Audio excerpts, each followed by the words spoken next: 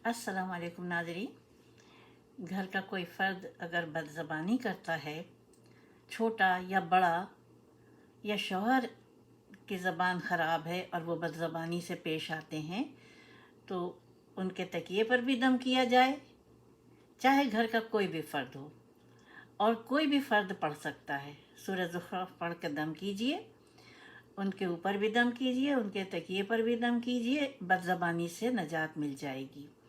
अगर घर का वो फ़र्द जो बदज़बान है वो गायब है, तो और सूरह ज़ुख़्रुफ़ पढ़ने वाले ने पढ़ा है, तो वो तसव्वुर में आंखें बंद करके उनकी शक्ल लाए और उनके माथे पे दम कर दे।